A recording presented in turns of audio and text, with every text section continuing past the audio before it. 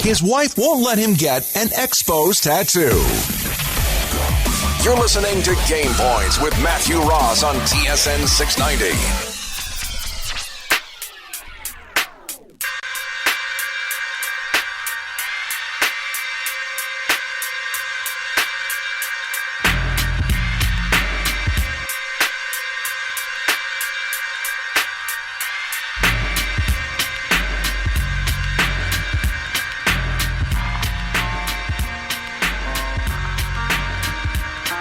5:49 on TSN 690. It's Game Points with Matthew Ross. We're here until 7 o'clock tonight, just watching the handshake line between Tampa and the New York Islanders as the Lightning make quick work of the Isles, 4-1. They're on to the conference final against either the Pens or Washington, and they will get, it looks like, Anton Strahlman back maybe as early as Game 1, depending on if Washington forces a Game 7 with the Pens. Meanwhile, we don't know what'll happen with Steven Stamkos. Maybe that's on the horizon as well. So the Lightning looking very, very good right now. It can make life easier for Steve Yzerman to say, well, we made it this far without Stamkos. Maybe I'll let him go elsewhere and take that money and allocate it towards multiple players on this roster. That's exactly what we were talking about in one of the breaks earlier. Yes, absolutely. Now, talking some NHL storylines here. Other than certainly this big storyline today, by the way, Victor Hedman, 2 goals today, +3 rating in the win today. Ben Bishop, 28 save, shutout. And Brian Boyle, also key today, 4 shots actually on net and 1 goal. But let's talk NHL storylines. Dave Trentadue is here in studio, and he's monitoring a few of them. What do you got? All right, I just want to talk to you, get your thoughts on the Coyotes' new general manager, John Chayka. At 26, he's the youngest GM in the history of any of the four big sports. He's an analytics guy. He's the founder of a company called Stathletes. He's virtually no big league experience, though, and he was only been hired a year ago as an assistant. Is there a danger of him being taken advantage of in trade talks by veteran GMs around the league, or by agents in the negotiation process? Is it too soon for him, or will he be a good fit? Well, I think it really depends. They've also elevated the head coach Dave Tippett to maybe a Patrick Roy kind of role where he's got some operations control. I think early on, I would assume anyway, a guy like Chayka coming in will have a lot of support around him and maybe have to run some things by the rest of them before he's off on his own making trades for a while. I would think that Tippett's going to be heavily involved in a lot of these things early on.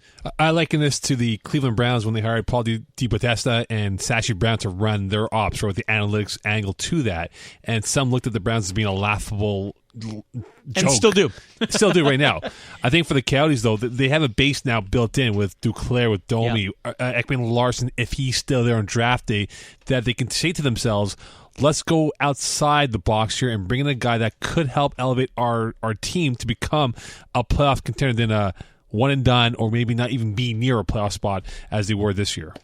All right, elsewhere? All right, earlier today, the Florida Panthers announced that Dave Talon will no longer be the general manager there. He's being replaced with Tom Rowe, and he's moving to hockey operations. Do you think that's it for Dale Talon as a general manager in the NHL, or do you see him perhaps moving to another team eventually?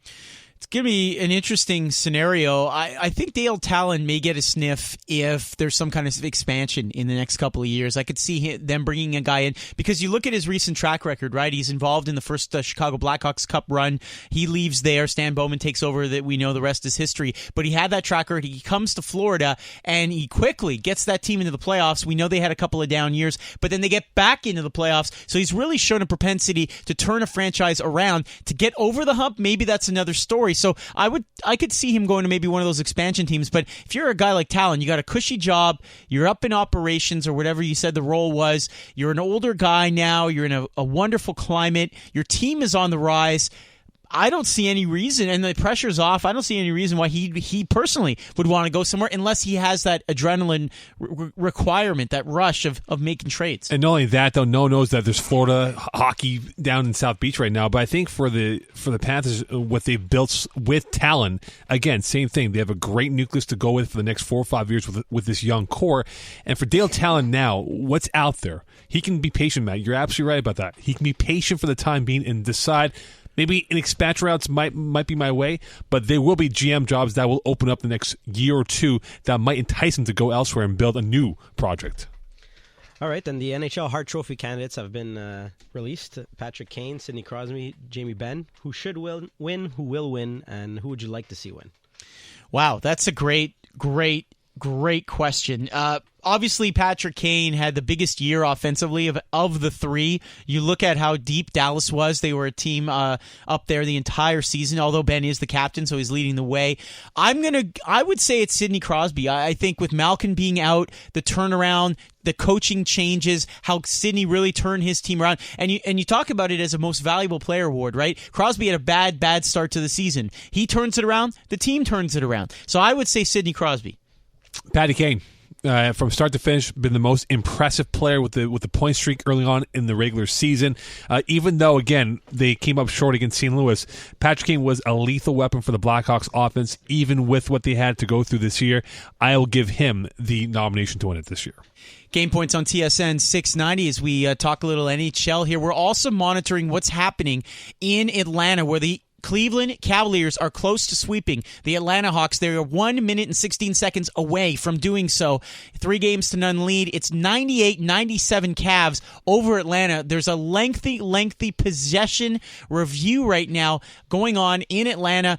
Did it go off Wallace, the player for Atlanta? Did it go off LeBron James?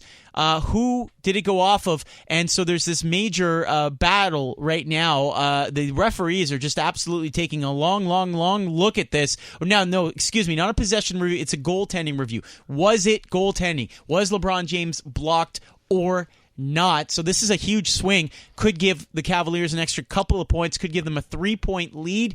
Or it will stay a 1-possession, 1-point game here. So I thought Millsap got that clean. Millsap, not Wallace, excuse me. Yes, Millsap. I thought he got that clean than what they are reviewing right now.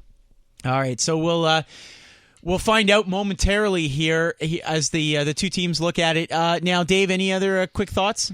Well, I'd like to know about your thoughts on Guy Boucher. I know a lot of Montreal Canadian fans, they're upset about losing him to Ottawa. I guess losing him is a weird term, but was he ever a viable candidate for a head coach of the Montreal Canadiens? Should Michel Therrien have been fired? Well, a lot of people want Michel Therrien fired, and obviously you look at him being in the playoffs the first 3 seasons, it's hard to argue against that. To me, that's something that is an accomplishment, but everyone else seems to think that he doesn't handle young players very well in the line combinations and maybe a little too much of a tight-fisted kind of rule over his players. So, I don't know. I mean, Guy Boucher did some interesting things in Tampa Bay. He had one great season, and, what did he do in Switzerland? Was it, king of the castle in Switzerland? Was he just kind of going through the motions because he wanted to be back in the NHL? I don't know. I'm happy for the Ottawa Senators. I think this is big trouble, quite frankly, for Ottawa because you have a market in the Senators that really crosses into Quebec, and now you have a head coach who can speak the language as well. And I think that's really going to endear, that it's going to endear the Senators to a lot of Quebecers who are in Gatineau and these places that are west of Montreal, and maybe steal away a few of those fans, depending on whether or not the Senators have some success. 2 weeks ago, I said Guy Boucher would be perfect for Ottawa. It happens. Yeah. This now brings the intensity to that division because you look at Detroit, they played fairly well under Blashill. Toronto's going to get better. Buffalo will get better. Boston will retool at some point, you would hope. And eventually, if Quebec does get an NHL team back, this puts more pressure on the Montreal Canadiens for them to become a bona fide contender if they don't become that right now.